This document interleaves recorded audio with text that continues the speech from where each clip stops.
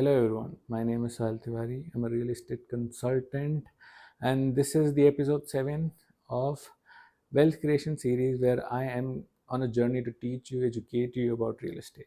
So, last video I covered how to calculate your budget and how to use that to create benefit for yourself. So, in this video, somewhat a continuation of it, I'll be teaching you how to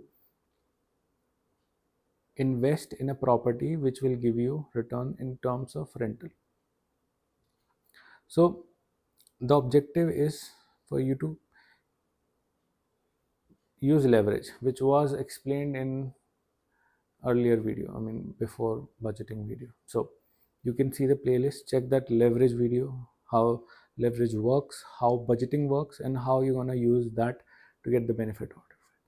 So what I'll be covering in this video is, let's say I'll be spreading more insight on how you should be using leverage to create your property. So this actually works for investor. So if you are an end user and you're buying to leverage will work, but it is something related to your annual income. So you if you want to get the maximum benefit out of it, you have to increase the source, your upskill yourself so that you can earn more money, you, and if you're buying as a couple, your wife, you both can I mean wife or husband, your spouse, sorry about that, your spouse. That's how you can get the maximum benefit out of it. So let me use an example and try to explain you in a better way. So if you're an end user and you're planning to you have bought a house, so the maximum benefit you'll get when you are actually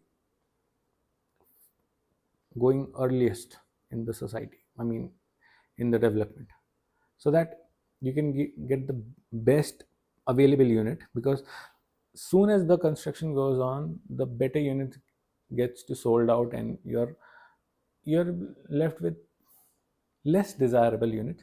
So that can be negotiated for lower price. That's a different topic for a different video.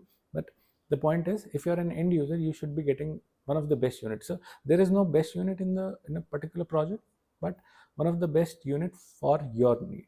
So if you're someone who wants to buy a property at inside facing the amenities, and you like to watch the garden and you want to have a balcony view of the garden, then you should be able to get that property. If you're someone who wants to live on the upper floor, enjoy the view of the city, of the scenic view of the highways and other buildings, then you should be able to choose that unit. It's upon you which unit you find best according to your preference. So you will have that option if you go the earliest, because that's how you actually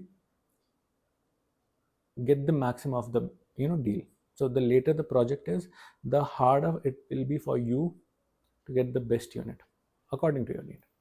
So if you're someone who's in that stage, go for the earliest and book a project, and you'll be slowly paying that you know AMI, so it won't break your bank.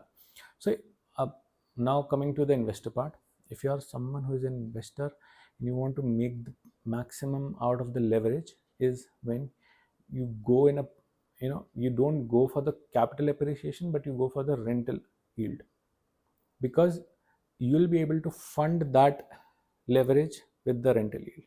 So let's assume, take a 1 CR property, you have paid 20 lakh as down payment, but you are going a little late, so you're not getting the ideal unit. Okay, but still it is around 1 CR. Okay, so I will encourage you to go for maybe 30%, maybe 40%, but it's if you go for 25, that's work also. This will work as well. Okay, so you get the 20% done, and you get the 80% as loan. Okay, now if the construction take 4 years and 2 years are already done, so you can expect approx 50% of the payment should be done by the loan. So your EMI will be higher comparatively when you go in the earlier phase of that. So the objective here is to get the property as soon as possible. So if you are someone who is in a situation where you can, I mean, a year is left in the society for the your tower to be, delivered, and you can go there. You might have to pay 1.1, I mean, 1 crore, 10 lakh or 15 lakh or 20 lakh. That is fine too. But in that case, you'll be able to leverage the rental yield as ASAP, which will help you in, sorting that leverage. So your objective is to get the property as soon as possible and rent it out. So you have to determine which area is the best to get the maximum rental yield, okay, which is closer to the places where jobs are created. Either it's a manufacturing hub or it's a, IT park near you.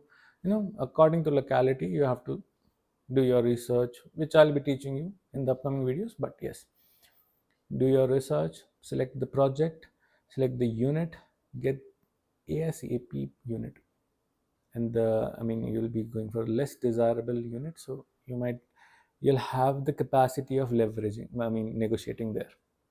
Get that unit, ASAP in your hands, furnish it, and rent it out.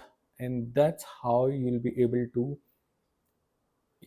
adjust your leverage. I mean, the amount of monthly EMI you have, assuming you have a 80,000 EMI and you're able to extract 50,000 or 40,000 rent on a fully furnished apartment of a 2 BHK apartment in a decent area, and you'll only be able to pay, you only have to pay that 40,000 more for the couple of years. After that, the rent will increase annually around 10%, 10%, 10%, 10%. In next 7 years, the rent will be double, and you'll be sorted out for your next 15. So if you have taken a loan for 30 years, you have 80,000 EMI approx, and you rent it out for 40 to 50,000, and in the 7 years, your rent will be more than 80 years. So you'll be generating cash flow from that particular unit. This math might not make sense to you at the moment, but it will after next 7 years. I'll be talking about more in the upcoming videos how the cycle of a real estate works, how rents are calculated, how rent gets, in how do you calculate the rents for the future. That's how the cycle actually works. So this was all will be covered in the upcoming video. This is it for this video. Thank you for watching. If you're loving it, please do comment loving it, and see you next time. Bye bye.